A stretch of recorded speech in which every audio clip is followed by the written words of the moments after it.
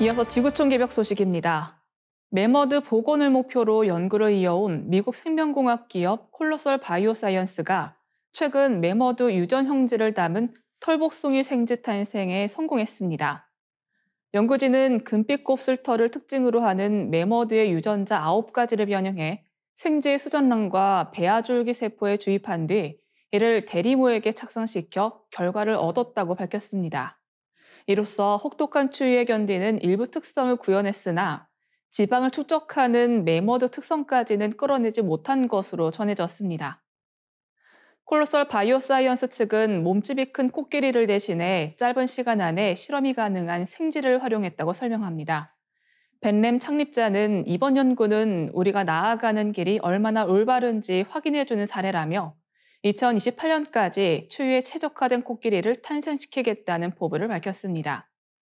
이미 고대 매머드의 DNA를 분석하고 아시아 코끼리 세포에 대한 유전자 편집을 진행 중인데 이를 통해 사실상 매머드와 유사한 코끼리를 만들 수 있다고 말합니다. 다만 과학계 일각에서는 비판적 시각도 존재합니다.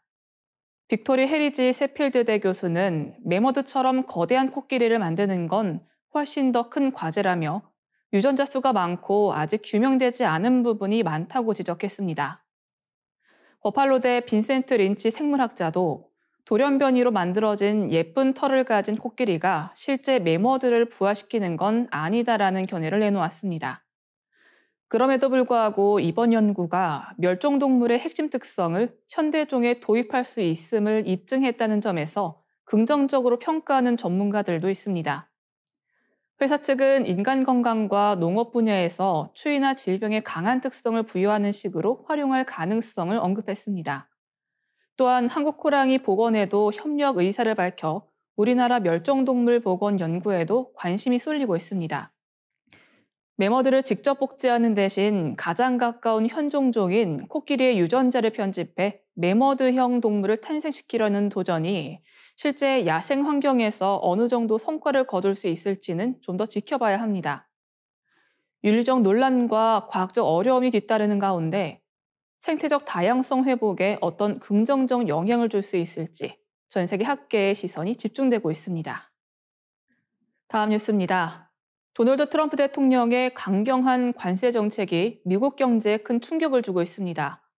뉴욕 증시는 연일 하락세를 보이며 조정장에 진입했고 이 과정에서 증발한 시가총액은 무려 우리나라 국내 총생산의 2배에 달하는 것으로 나타났습니다. 월가에서는 경기 침체 가능성을 경고하며 성장률 전망치를 하향 조정하고 있습니다. 뉴욕 증시는 3월 10일 S&P 500 지수가 2.7% 급락하며 올해 들어 가장 큰 낙폭을 기록했습니다. 사상 최고치 대비 8.6% 하락하며 조정 구간 진입을 앞두고 있습니다. 이 기간 동안 증시에서 사라진 시가총액만 4조 달러, 우리 돈으로 약 5,800조 원에 달합니다. 기술주 중심의 나스닥도 4.0% 급락하며 6개월 만에 최저 수준으로 떨어졌습니다. 특히 매그니피센트 7의 하락세가 두드러졌습니다. 테슬라는 15.4% 폭락하며 가장 큰 타격을 입었고 엔비디아, 구글, 애플, 메타, 마이크로소프트, 아마존도 큰 폭으로 하락했습니다. 테슬라의 주가는 지난해 12월 고점 대비 절반 이상 폭락한 상태입니다. 일론 머스크 CEO는 인터뷰에서 사업이 대단한 어려움에 직면했다며 깊은 한숨을 내쉬었습니다. 하루 만에 M7 기업들의 시가총액이 7,580억 달러, 우리 돈으로 약 1,100조 원이 증발했습니다. 트럼프 대통령은 이러한 증시 하락에도 관세 정책을 강행할 뜻을 분명히 했습니다.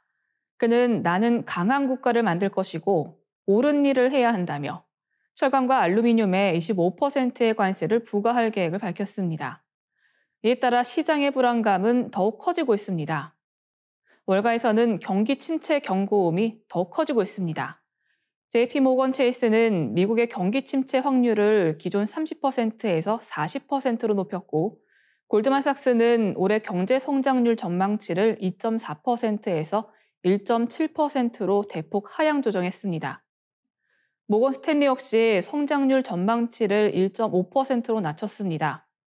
애틀랜타 연방준비은행의 GDP 나우 모델도 1분기 미국 GDP 성장률을 마이너스 2.4%로 전망하며 침체 신호를 보였습니다. 뉴욕 증시 폭락이 현실화하자 백악관도 긴급 대응에 나섰습니다. 백악관 관계자는 주식시장의 감정적인 반응과 실제 경제 상황은 다를 수 있다라며 시장의 과잉 반응을 경계했습니다. 하지만 트럼프 대통령은 이날 주요 공식 일정 3건을 모두 언론 비공개로 진행하며 침묵을 지켰습니다. 다음 뉴스입니다. 중국 최대 통신장비 업체 화웨이가 대만 반도체 기업 TSMC로부터 200만 개 이상의 AI 반도체를 확보한 것으로 드러났습니다.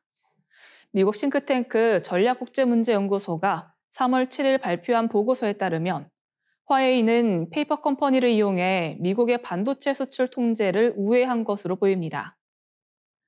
전략국제문제연구소는 대만 당국의 정보를 인용해 TSMC가 200만 개 이상의 어센드 910B 로직 다이를 제조했으며 이 반도체가 모두 화웨이로 흘러갔다고 밝혔습니다. 이 반도체는 100만 개의 고성능 AI 칩 어센드 910C를 만들 수 있는 양입니다. 미국은 2020년부터 화웨이가 TSMC의 첨단 반도체 제조 기술에 접근하지 못하도록 규제해왔으며 2020년과 2023년에도 중국의 AI 반도체 설계 기업을 대상으로 강력한 수출 통제를 시행했습니다. 그러나 보고서에 따르면 대량의 어센드 910B 칩이 화웨이 페이퍼 컴퍼니를 통해 미국 제재를 피해 중국으로 유입된 것으로 확인됐습니다.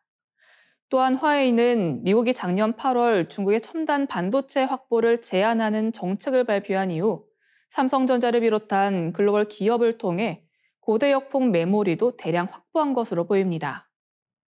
업계 관계자들에 따르면 화웨이는 페이퍼 컴퍼니를 활용해 최소 1년치의 고대역폭 메모리를 비축했으며 이는 미국의 규제를 피하기 위한 전략적 조치로 분석됩니다. 한편 전략국제문제연구소는 중국의 AI 모델 딥시크의 성공이 미국의 반도체 수출 통제의 허점 때문이라고 분석했습니다.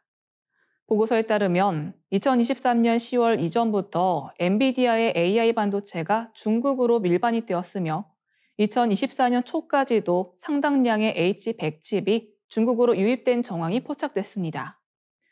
전략국제문제연구소는 AI 기술 경쟁에서 중국이 미국을 빠르게 추격하고 있으며 AI 기술이 의약품처럼 원천 기술 개발에는 막대한 비용이 들지만 타국의 기술을 복제하는 것은 상대적으로 용이하다고 지적했습니다.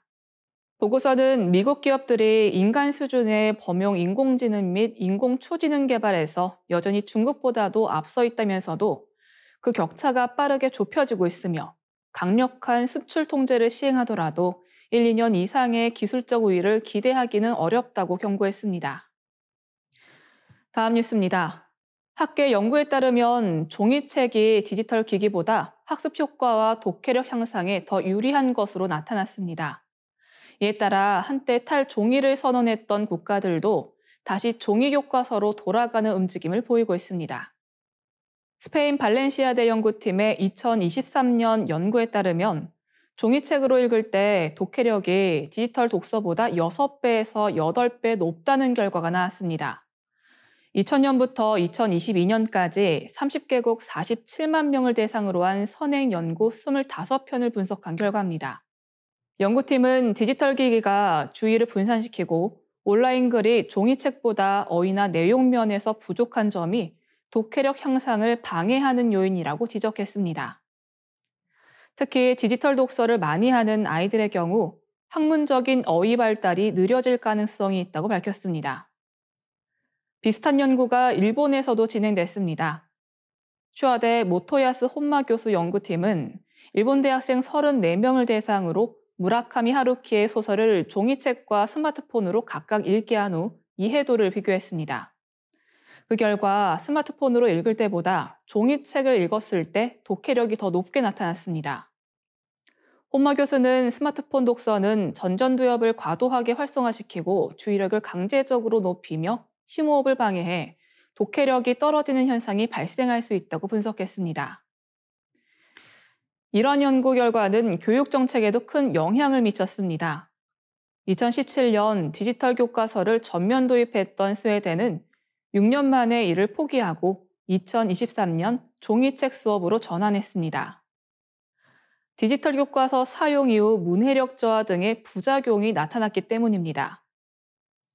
스웨덴 왕립 카롤린스카이대는 연구를 통해 화면에서 읽고 쓰는 것이 독해력에 부정적인 영향을 미치며 화면에서 본 정보를 책에서 본 정보보다 기억하기 어려운 경향이 있다고 발표했습니다. 이 같은 흐름은 북유럽 전반으로 확산되고 있습니다. 핀란드와 노르웨이 등에서도 유아 및 어린 학생을 대상으로 한 디지털 교육을 줄이고 다시 종이책 교육을 확대하는 추세입니다. 핀란드는 11세 이상 학생들에게 무료 노트북을 제공하는 등 디지털 교육을 적극 추진했지만 산만함, 시력 저하, 불안 증가, 학업 성취도 저하 등의 부작용이 나타나자 일부 지자체가 종이책 활용 수업을 다시 도입하고 있습니다. 더 많은 지구촌 개벽 소식이 궁금하시면 STV 상생방송 유튜브 채널을 구독해 주시기 바랍니다.